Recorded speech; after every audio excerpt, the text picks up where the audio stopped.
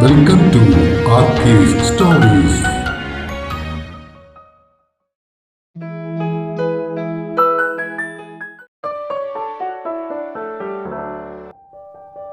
പറയാനിനിയും 29. തലേദിവസം പറഞ്ഞിരുന്നത് പോലെ കാലത്ത് 8 മണിക്ക് മുന്നേ സുദേവും ഹരിയും ഹോസ്പിറ്റലിലേക്കെത്തി. അവരെത്തിയപ്പോഴേക്കും ആശ്രയ വീട്ടിലേക്ക് പോകാൻ തയ്യാറായിരിക്കുകയായിരുന്നു. അവളെ സ്റ്റാൻഡിൽ കൊണ്ടുപോയി വിട്ടിട്ട് വീട്ടിലും കയറിയിട്ട് വരാം എന്നും പറഞ്ഞ് ഹരി അവളെയും കൂട്ടിയിറങ്ങി. മാഷ ചായ കുടിച്ചായിരുന്നോ? അവര് പുറത്തേക്ക് ഇറങ്ങിയതും വിഭ ചോദിച്ചു. 2 ദിവസങ്ങൾക്ക് ശേഷം സുദേവിനൊപ്പം ഒറ്റയ്ക്ക് കുറച്ച് സമയം കിട്ടിയതിന്റെ ആഹ്ലാദത്തിലായിരുന്നു അവൾ. ഇല്ല, വിഭക്കുട്ടിയുടെ ഭക്ഷണം വന്നോ? പറഞ്ഞിട്ടുണ്ട്, അതിപ്പോ വരും. എന്നാ ഞാൻ ക്യാൻറ്റീനിൽ പോയി കഴിച്ചിട്ട് വരാം. അതും പറഞ്ഞവൻ എഴുന്നേറ്റു. മാഷ് അവിടെ ഇരിക്കുന്നേ, ഞാൻ അപ്പവും കറിയും പറഞ്ഞിട്ടുണ്ട്. അതിൽ 4 എണ്ണം ഉണ്ടാകും. ഞാനാന്നേ ഒരെണ്ണേ കഴിക്കൂ. അതുകൊണ്ട് അത് വരുമ്പോ നമുക്ക് ഷെയർ ചെയ്യാം.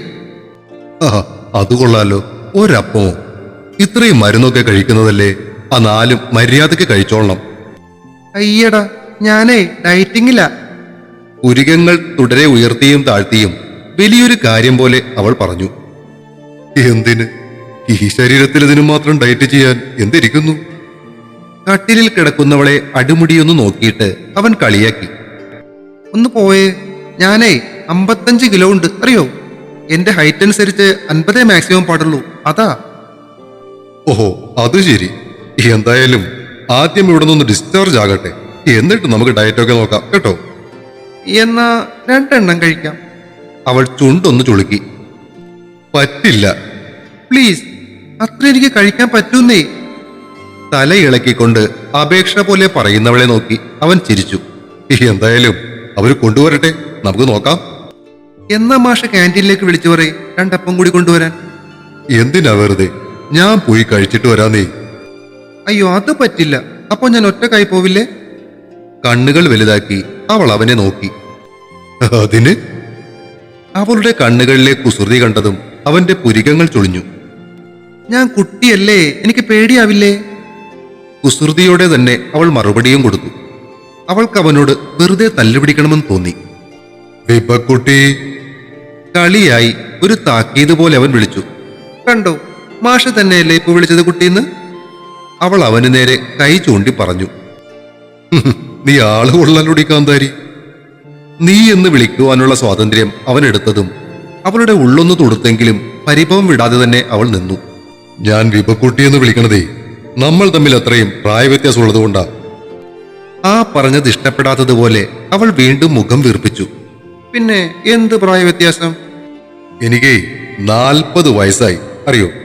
വിഭക്കുട്ടിക്ക് എത്ര വയസ്സായിട്ടുണ്ടാകും? കൂടിപ്പോയാലും 23 അല്ലെ 24, അത്രയല്ലേ ഉണ്ടാകൂ. 26, അവൾ തിരുത്തി.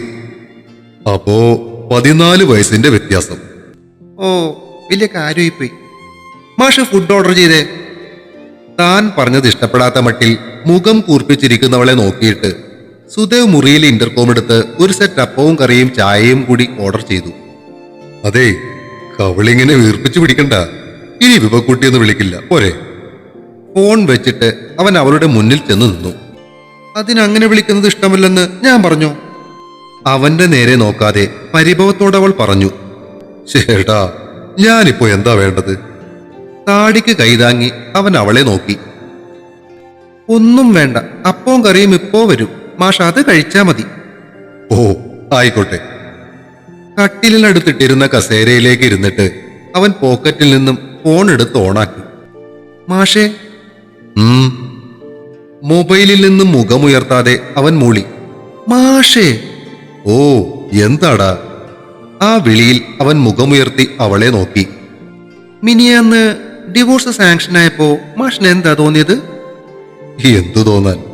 മരിച്ചുപോയ മനസ്സിൽ മരവിപ്പ് മാത്രമല്ലേ തോന്നൂ. ഒരാൾക്ക് കൊടുക്കാൻ സാധിക്കുന്ന സ്നേഹത്തിനും സൗകര്യങ്ങൾക്കും ഒരു പരിധിയുണ്ടാകും. ആ പരിധിക്കപ്പുറം മറ്റൊരു സന്തോഷം കിട്ടിയാൽ അങ്ങോട്ട് ചാടണം. അതാണ് ജീവിതം എന്നെ പഠിപ്പിച്ചത്. സുദേവിന്റെ വാക്കുകൾ ഇടറി. അവൻ അനുഭവിച്ച ചതിയുടെ വേദനയിൽ അന്ന് ആദ്യമായി അവളുടെ മനസ്സും കരഞ്ഞു. എല്ലാ പെണ്ണുങ്ങളും രേഷ്മമാരല്ല മാഷേ. തല കുമ്പിട്ടിരിക്കുന്നവനെ അനുകമ്പയോടെ നോക്കിക്കൊണ്ടവൾ പറഞ്ഞു. തല ഉയർത്തി നോക്കിയ അവന്റെ ചുണ്ടിൽ ഒരു വരണ്ട ചിരി വിരിയുന്നത് അവൾ കണ്ടു. ഡിവോഴ്സിന്റെ കാര്യം അവനോട് ചോദിക്കേണ്ടായിരുന്നു എന്നവൾക്ക് തോന്നിപ്പോയി. ഭാഗ്യം പോലെ ആ സമയത്ത് കാന്റീനിലെ പയ്യൻ അവർക്കുള്ള ഭക്ഷണവുമായി മുറിക്കകത്തേക്ക് കയറി വന്നു. ആ പയ്യൻ തിരികെ പോയതും സുദേവ് അതിൽ നിന്നും ഒരു പ്ലേറ്റ് എടുത്ത് കട്ടിലിന്റെ അടുത്തുള്ള ടേബിളിലേക്ക് വെച്ചു കൊടുത്തു. പിടിക്കണോ ഞാൻ? കട്ടിലിൽ നിന്നും മെല്ലെ നിരങ്ങി താഴേക്കിറങ്ങിയ വിഭയോട് സുദേവ് ചോദിച്ചു. വേണ്ട. അവൾ വാഷ്റൂമിലേക്ക് നടന്നു. അതിന് ഇവളിത്രയ്ക്ക് മുഖം വീർപ്പിക്കുന്നത് എന്തിനെന്ന് ആലോചിച്ചുകൊണ്ട് സുദേവ് അവളെ നോക്കി നിന്നു. പിടിക്കണോന്ന് ചോദിക്കാതെ കൈ കയറിയങ്ങ് പിടിച്ചാൽ എന്തായിരുന്നു? കൈ കഴുകുന്നതിനിടയിൽ അവൾ പിറുപിറുത്തുകൊണ്ടിരുന്നു. അവൾ തിരിച്ചെത്തി ഭക്ഷണം കഴിക്കാനിരുന്നതും സുദേവും പോയി കൈ കഴുകി വന്നു. രണ്ടപ്പം കഴിച്ചു കഴിഞ്ഞതോടെ ചിക്കിച്ചുരണ്ടി ഇരിക്കുന്നവളെ നോക്കി സുദേവ് കണ്ണുവിഴിച്ചതോടെ അല്പം കൂടി അവൾ ഒരു വിധത്തിൽ കഴിച്ചു. ഇനി മതി മാഷേ. അവൾ കൈകുടഞ്ഞ് എഴുന്നേറ്റതോടെ അവൻ തലകുലുക്കി. കൈയും വായും കഴുകി അവൾ തിരികെ എത്തിയപ്പോൾ അവളുടെ പ്ലേറ്റിലുണ്ടായിരുന്ന അപ്പം തന്റെ പ്ലേറ്റിലേക്കിട്ട് കഴിക്കുന്നവനെ കണ്ട് ഒരു ചിരിയോടെ അവൾ കട്ടിലേക്ക് കയറി കിടന്നു. ഭക്ഷണം കഴിഞ്ഞ് അവർ പിന്നെയും സംസാരിച്ചു കൊണ്ടിരുന്നു. 2 ദിവസം അവനെ കയ്യിൽ കിട്ടാതിരുന്നതിന്റെ വിഷമം മുഴുവൻ അവൾ സംസാരിച്ചു തീർത്തു. 10 മണിയായപ്പോഴേക്കും ഡോക്ടർ സോണിയും നേഴ്സും കയറി വന്നു. ഇതെന്താ ആശുപത്രിയിലും കണിയോ? മുറിയുടെ ഒരു വശത്തായി ഒരുക്കി വെച്ചിരുന്ന കണി കണ്ടതും ഡോക്ടർ സോണി കൗതുകത്തോടെ ചോദിച്ചു. വിഭക്കുട്ടിക്ക് കണി കാണാൻ പറ്റില്ലല്ലോ എന്നോർത്തൊരു വിഷമം, അതുകൊണ്ട് ഞങ്ങളിങ്ങനെ ഒന്ന് സെറ്റ് ചെയ്തതാ ഡോക്ടറെ. സുദേവ് പറഞ്ഞു. ഗുഡ്, വളരെ നന്നായി. ഇങ്ങനെയുള്ള കാര്യങ്ങൾ നമ്മൾ ഹോസ്പിറ്റലുകളൊക്കെ തീർച്ചയായും ചെയ്യേണ്ടതാണ്. വിദേശ രാജ്യങ്ങളിലൊക്കെ ഹോസ്പിറ്റലുകളിൽ ഇതുപോലെയൊക്കെ ആഘോഷിക്കാറുണ്ട്. പക്ഷെ ഇവിടെ ഇനിയും അതൊക്കെ ആകേണ്ടിയിരിക്കുന്നു. അസുഖങ്ങൾ ബാധിച്ച് ഹോസ്പിറ്റലുകളിൽ കഴിയുന്നവർക്കും ഇതൊക്കെ ആഘോഷിക്കാൻ ആഗ്രഹം കാണില്ലേ? എന്തായാലും നിങ്ങൾ ചെയ്തത് നല്ലൊരു കാര്യമായി അല്ലേ വിഭാവരി? സന്തോഷമായില്ലേ ഇതൊക്കെ കണ്ടപ്പോൾ? ഡോക്ടർ ചോദിച്ചു. പിന്നെ ഒരുപാട് സന്തോഷമായി. അത് പറഞ്ഞപ്പോൾ സുദേവിന് നേർക്ക് നീണ്ട മിഴികളിലെ ആഴം അവന്റെ മനസ്സിൽ നേരിയ ചലനങ്ങൾ ഉണ്ടാക്കിയപ്പോൾ അവൻ മുഖം തിരിച്ചു. അതോടെ ചുണ്ടുകൾ കൂർപ്പിച്ച് അവളും നോട്ടം മാറ്റി. എങ്ങനെയുണ്ട് വിഭക്കുട്ടി ഇപ്പോൾ? സുദേവ് വിളിക്കും പോലെ ഡോക്ടറും വിളിച്ചപ്പോൾ വീണ്ടും അവൾ അവന് നേർക്ക് നോക്കി. അവൻ അവളെ നോക്കി കണ്ണൊന്ന് ചിമ്മി കാണിച്ചു. ഇപ്പോ അങ്ങനെ വലിയ കുഴപ്പമൊന്നുമില്ല ഡോക്ടർ. പക്ഷേ നട്ടെല്ലിൽ ആ ഇഞ്ചക്ഷൻ ചെയ്ത ഭാഗത്ത് ഇടയ്ക്കൊക്കെ വേദന വരുന്നുണ്ട്. ഓ, അത് ക്രമേണ മാറിക്കൊള്ളും, പേടിക്കണ്ട. ഇപ്പോ ഇയാളുടെ ബ്ലഡിൽ ഇൻഫെക്ഷൻ ഒന്നുമില്ല. ഇനിയിപ്പോൾ ഡ്രിപ്പിന്റെ ആവശ്യവുമില്ല. 2-3 ദിവസം കൂടി നമുക്ക് നോക്കിയിട്ട് ഡിസ്ചാർജ് ചെയ്യാമെന്നാണ് തോന്നുന്നത്. ആണോ ഡോക്ടർ? അവൾ സന്തോഷത്തോടെ ചോദിച്ചു. യെസ്. എന്തായാലും പനിയാണെന്ന് വിചാരിച്ച് വെച്ചോണ്ടിരിക്കാതെ നേരെ ഹോസ്പിറ്റലിലേക്ക് കൊണ്ടുവന്ന് നന്നായി. ഇല്ലെങ്കിൽ ചിലപ്പോ ഇനിയുള്ള കാണികളൊന്നും കാണാൻ പറ്റാണ്ട് വന്നേനെ കേട്ടോ. ചിരിയോടെ അവളുടെ തോളിൽ മെല്ലെ ഒന്ന് തട്ടിയിട്ട് ഡോക്ടർ സോണി പുറത്തേക്കിറങ്ങി. ഞാൻ കുറച്ചു കഴിഞ്ഞ് വന്നിട്ട് മരുന്നെടുത്ത് തരാൻ കേട്ടോ. പുറത്തേക്ക് ഇറങ്ങും മുന്നേ നേഴ്സ് പറഞ്ഞത് കേട്ട് വിഭ തലകുലുക്കി. പറഞ്ഞതുപോലെ അല്പനേരം കഴിഞ്ഞ് നേഴ്സ് വന്ന് കഴിക്കാനുള്ള മരുന്നുകൾ എടുത്തു കൊടുത്ത ശേഷം വെളിയിലേക്ക് പോകാൻ വാതിൽ തുറന്നപ്പോഴാണ് ആ വാതിലിലൂടെ വരുൺ അകത്തേക്ക് കയറി വന്നത്. അകത്തേക്ക് വന്നതും അവന്റെ നോട്ടം ആദ്യം പോയത് മരുന്ന് കഴിക്കാനായി ഗ്ലാസ്സിൽ വെള്ളം നിറച്ച് വിഭയ്ക്ക് നേരെ നീട്ടുന്ന സുദേവിന് നേർക്കാണ്. വരുണിനെ അപ്പോൾ അവിടെ കണ്ട വിഭയും അല്പമൊന്ന് അസ്വസ്ഥയായി. എന്തോന്നാടിയത്? 2-3 ദിവസമായി നിന്നെ വിളിച്ചിട്ട് കിട്ടാതെ വന്നതുകൊണ്ടാ ഇന്ന് കാലത്ത് ഞാൻ ചിറ്റയെ വിളിച്ചത്. അപ്പോഴാണ് കാര്യങ്ങളൊക്കെ അറിഞ്ഞത്. എന്നാലും നിനക്കൊന്ന് വിളിച്ച് പറയായിരുന്നില്ലേടി? കയറി വന്നപാടെ അവൻ പെയ്തു പെറുക്കാൻ തുടങ്ങിയതും വിഭ ചെവികൾ പൊത്തി അവനെ നോക്കി ചിരിച്ചു. കയറി വന്നയാൾ ആരെന്നും മനസ്സിലാവാതെ സുദേവും അവനെ നോക്കി. മാഷേ, ഇതെന്റെ ഫ്രണ്ടാ വരുൺ. ഇത് വെള്ളം നിറച്ച ഗ്ലാസ് കയ്യിലേക്ക് വാങ്ങുന്നതിനിടയിൽ വിഭ പറഞ്ഞു. ഓ, അറിയാം, ആ ടാക്സി ഡ്രൈവർ അല്ലേ? ഇവൾക്ക് സുഖമില്ലെന്നറിഞ്ഞ് കാണാൻ വന്നതായിരിക്കും അല്ലേ? വിഭയ്ക്ക് പറഞ്ഞ് പൂർത്തിയാക്കാൻ സാധിക്കുന്നതിന് മുന്നേ വരുൺ ഇടയ്ക്ക് കയറി പറഞ്ഞു. അതെ. സുദേവ് മറുപടിയും കൊടുത്തു. വിഭയ്ക്കെന്തോ അത് കേട്ടപ്പോൾ വല്ലാത്ത അരിശം വന്നു. അവളുടെ മുഖം മാറുന്നത് കണ്ടതും സുദേവ് അവരുടെ ഇടയിൽ നിന്നും മാറി. എന്നാ നിങ്ങൾ സംസാരിച്ചിരിക്കും, ഞാൻ ഒന്ന് പോയിട്ട് വരാം. സുദേവ് പുറത്തേക്ക് നടക്കാൻ തുനിഞ്ഞു. മാഷിത് എവിടെ പോകുന്നു? വിഭ ചാരിക്കിടന്നിടത്തു നിന്നും എഴുന്നേറ്റിരിക്കാൻ ശ്രമിച്ചു. എങ്ങും പോകുന്നില്ല, ഞാൻ പുറത്തുണ്ടാകും, നിങ്ങൾ സംസാരിക്ക്. അവൾ മറുപടി പറയും മുന്നേ സുദേവ് പുറത്തേക്കിറങ്ങി വാതിൽ ചാരി. അങ്ങേരെന്താ പുറത്തുണ്ടാകുമെന്ന് പറഞ്ഞത്? രോഗിയെ കാണാമെന്ന് കണ്ടു കഴിഞ്ഞാൽ പോയിക്കൂടെ? അടഞ്ഞ വാതിലിന് നേർക്ക് നോക്കിയിട്ട് അവൻ തിരിഞ്ഞ് വിഭയെ നോക്കി. വരുണ, എന്താ നിന്റെ പ്രശ്നം? കയ്യിലിരുന്ന മരുന്നുകൾ കഴിച്ച ശേഷം ഗ്ലാസ് തൊട്ടടുത്ത ടേബിളിലേക്ക് വെച്ചിട്ട് വിഭ ചോദിച്ചു. അവളുടെ മുഖത്ത് ദേഷ്യം കണ്ട് വരുൺ മുഖം ചുളിച്ചു.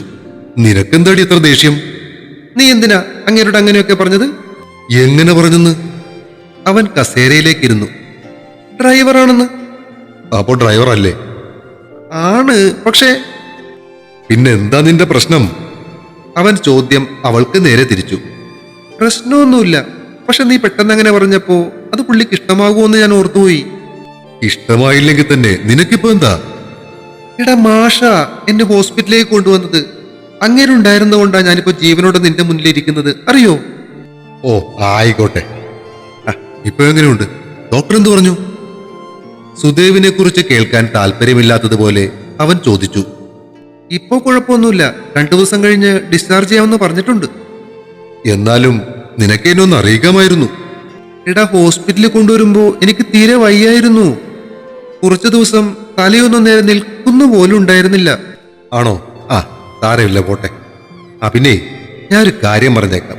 ആ അങ്കിളുമായിട്ട് അധികം കൂട്ടുകെട്ടൊന്നും വേണ്ട കേട്ടോ. അങ്കിളോ? അതാരി? ഇപ്പൊ ഇവിടെ നിന്ന് പുറത്തേക്ക് പോയില്ലേ അങ്ങേര്? അവൻ പറഞ്ഞത് കേട്ട് കണ്ണുകൾ കുറുക്കി അവൾ അവനെ നോക്കി. ആടി, കാണുന്നത് പോലെയൊന്നുമല്ല, അങ്ങേർക്ക് നല്ല പ്രായമുണ്ട്.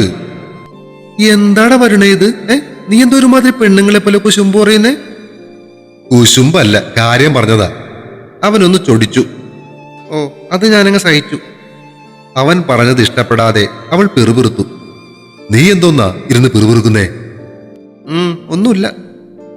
ഞാൻ പറഞ്ഞത് നിനക്കത്ര പിടിച്ചില്ലെന്ന് തോന്നുന്നു. അങ്ങേർക്ക് പ്രായമുണ്ടെങ്കിൽ നിനക്കെന്താ പ്രശ്നം? എനിക്ക് പ്രശ്നമൊന്നുമില്ല, സൂക്ഷിച്ചാൽ നിനക്ക് കൊള്ളാം, അത്രേ ഉള്ളൂ. ഞാൻ സൂക്ഷിച്ചോളാം. അവന്റെ മുഖത്തു നിന്നും നോട്ടം മാറ്റിക്കൊണ്ട് അവൾ പറഞ്ഞു. ഞാനൊന്ന് ഇറങ്ങട്ടെ, എനിക്കല്പം തിരക്കുണ്ട്, ഇന്ന് വിഷുവല്ലേ. അവൻ എഴുന്നേറ്റു. എന്നാ ശരി. അവൾ തലകുലുക്കി. പിന്നീട് അവളോട് കൂടുതലൊന്നും പറയാൻ നിൽക്കാതെ അവൻ പുറത്തേക്കിറങ്ങി. അവൻ പോയ വഴിയെ നോക്കിയിട്ട് അസ്വസ്ഥതയോടെ അവൾ കൈചുരുട്ടി കിടക്കയിലേക്ക് മെല്ലെ ഇടിച്ചു. ഇങ്ങേരുന്നെവിടെ പോയി?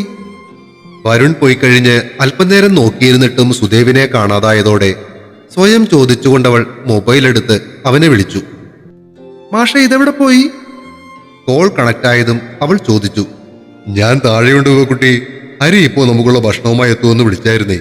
അവന് ഒറ്റയ്ക്ക് എല്ലാം കൂടി കൊണ്ടുവരാൻ പറ്റില്ല, അതാ ഞാൻ താഴെ വെയിറ്റ് ചെയ്തത്. ശരി ശരി. അവൾ കോൾ ഡിസ്കണക്ട് ആക്കി. അല്പസമയത്തിന് ശേഷം മുറിക്കകത്തേക്ക് കയറി വന്നവരെ കണ്ട് അവളുടെ കണ്ണുകൾ മിഴിഞ്ഞു. ഹരിണിയും കിരണിന്റെ അച്ഛനും രമച്ചിറ്റയും അനൂപും സുദേവിനും ഹരിക്കുമൊപ്പം മുറിക്കകത്തേക്ക് കയറി വന്നതും അവൾ സന്തോഷം സഹിക്കാനാവാതെ ചാടി എഴുന്നേറ്റു. കുഞ്ഞോളെ പതുക്കെ. മുന്നിലേക്ക് വന്ന ചിറ്റ അവളെ താങ്ങിപ്പിടിച്ചു.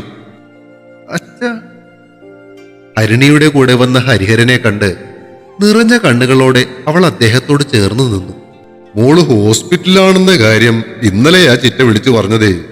വിഷു മോളോടൊപ്പം ആഘോഷിക്കാമെന്ന് പറഞ്ഞപ്പോ ഇവളും ഉണ്ടായിരുന്നത് കൊണ്ട് പിന്നെ മറ്റൊന്നും ആലോചിച്ചില്ല. കാലത്തെ തന്നെ ഇങ്ങ് പോന്നു. ഇടി ഞാനല്ലോ, നീ സുദേവ എല്ലാം പ്ലാൻ ചെയ്തത്. ഒരിക്കൽ കാറി വെച്ച് നീ ഹരിണിയെ വിളിച്ച് സംസാരിക്കുന്നത് സുദേവ് കേട്ടിട്ടുണ്ടത്രേ. അതുകൊണ്ടാ ഇവരെ കൂടി അറിയിച്ചത്. സുദേവും ഹരിയും അനൂപും കൊണ്ടുവന്ന ബാഗുകളെല്ലാം മേശപ്പുറത്തേക്ക് വെക്കുകയായിരുന്നു. നമ്മളെ കൊണ്ട് ഇത്രയൊക്കെ പറ്റൂ കുഞ്ഞോളെ. കൈകൾ മലർത്തിക്കൊണ്ട് കളിയായി പറയുന്നവനെ നോക്കി ഇവ ചുണ്ടുകൾ കൂർപ്പിച്ചു. അവളുടെ കണ്ണുകൾ നിറഞ്ഞു വന്നു. ഹാപ്പി വിഷു ചേച്ചി. ഹരിണി അവളെ വട്ടം കെട്ടിപ്പിടിച്ചു. ഹാപ്പി വിഷു മോളെ. കണ്ണൊന്ന് തുടച്ചിട്ട് അവളും ഹരിണിയെ ചേർത്തു പിടിച്ചു. അച്ഛനും ചിറ്റയും വിഭയ്ക്ക് വിഷു കൈനീട്ടം നൽകി. അവൾ തിരികെ അനൂപിനും ഹരിണിക്കും കൈനീട്ടം കൊടുത്തു. എല്ലാവരും ഒത്തുകൂടി സംസാരം പൊടിപൊടിക്കുമ്പോഴും വിഭയുടെ കണ്ണുകൾ ഇടയ്ക്കൊക്കെ സുദേവിന് നേർക്ക് പാറി വീണുകൊണ്ടിരുന്നു. ഹരി മാത്രമല്ല, ചിറ്റയും വീട്ടിൽ നിന്ന് പായസവും കറികളും കൊണ്ടുവന്നിരുന്നു. ഉച്ചയ്ക്ക് ഇലയിട്ട് തന്നെ എല്ലാവരും സദ്യ ഉണ്ടു. അമ്മ മരിച്ചതിന് ശേഷം ജീവിതത്തിൽ ആദ്യമായിട്ടായിരുന്നു വിഭ ഇത്ര സന്തോഷത്തോടെ വിഷു ആഘോഷിക്കുന്നത്. ഭക്ഷണത്തിന് ശേഷം ഹരിയും സുദേവും ഹരിയുടെ വീട്ടിലേക്ക് പോകാൻ തയ്യാറായി. ഞാൻ കാലത്ത് തന്നെ എത്തും. ചിറ്റയ്ക്ക് നാളെ 8 മണി കഴിഞ്ഞ് ഇറങ്ങിയാൽ മതിയല്ലോ അല്ലേ? സുദേവ് ചോദിച്ചു. അന്ന് രാത്രി ഹോസ്പിറ്റലിൽ ചിറ്റ നിൽക്കാമെന്നാണ് പറഞ്ഞിരുന്നത്. മതി, ഇനി അല്പം താമസിച്ചാലും കുഴപ്പമൊന്നുമില്ല, രമ ചിറ്റ പറഞ്ഞു. അപ്പച്ചിയുടെ കൂടെയിരുന്ന് അല്പം ഭക്ഷണം കഴിച്ചില്ലെങ്കിൽ പിന്നെ അതു മതിയെന്നും പറഞ്ഞ് സുദേവ് ഹരിയോടൊപ്പം ഇറങ്ങി. ആഗ്രഹിച്ചൊരു മിഠായി കയ്യിൽ നിന്നാരോ തട്ടിയെടുത്തു കൊണ്ടുപോകുന്നത് നോക്കി നിൽക്കുന്ന ഒരു കുഞ്ഞിനെ പോലെ അവർ പോകുന്നതും നോക്കി അവൾ നിന്നു. തുടരും. പറയാൻ ഇനിയും അടുത്ത ഭാഗം ഉടൻ പ്രതീക്ഷിക്കുക. സബ്സ്ക്രൈബ് ചെയ്യാത്തവർ ദയവായി സബ്സ്ക്രൈബും കൂടി ചെയ്യണേ. അഭിപ്രായങ്ങൾ പറയുന്നതിനൊപ്പം ഷെയറുകളും ലൈക്കുകളും ചെയ്ത് സപ്പോർട്ടുമായി കൂടെ ഉണ്ടാകണേ.